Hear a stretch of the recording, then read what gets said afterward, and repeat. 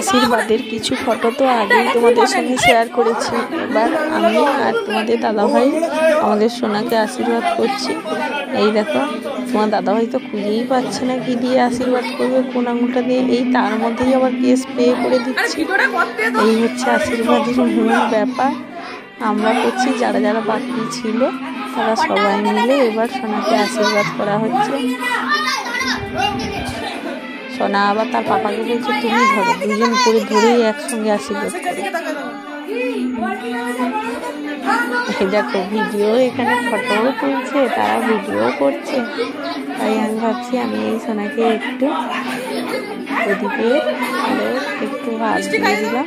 সোনাকে আশীর্বাদ করা আমার শেষ হয়ে গেল। এবার সোনাকে হালকা একটু মিষ্টি খাইয়ে দিচ্ছি। এরপর আবার অনেকেই আশীর্বাদ করবে বলছে। সোনা বলছে আরো একটু মিষ্টি দাও না। আমি বলছি এবার আমার মা আশীর্বাদ করছে আমার সোনাকে, মানে তার দিদি তার সোনাকে আশীর্বাদ করছে। দাদিভাইও আশীর্বাদ করেছিল। ওইখানে মনে হয় সাইডে কোথাও আছে, হয়তো আমি ভিডিওটা তোমাদের সঙ্গে শেয়ার করতে পারলাম না। এরপরে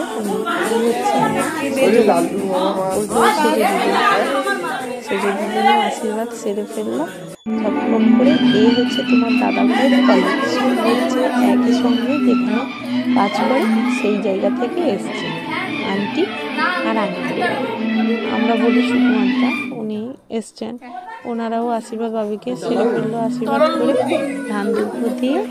এবার তোমাদের ভালো লাগলে লাইক শেয়ার কমেন্ট করতে ভুলো না কিন্তু। আর যেটা বেশি করে করবে একটু সাবস্ক্রাইব বেশি বেশি করে করবে। সবাই ভালো থেকো, আমিও ভালো থাকবো।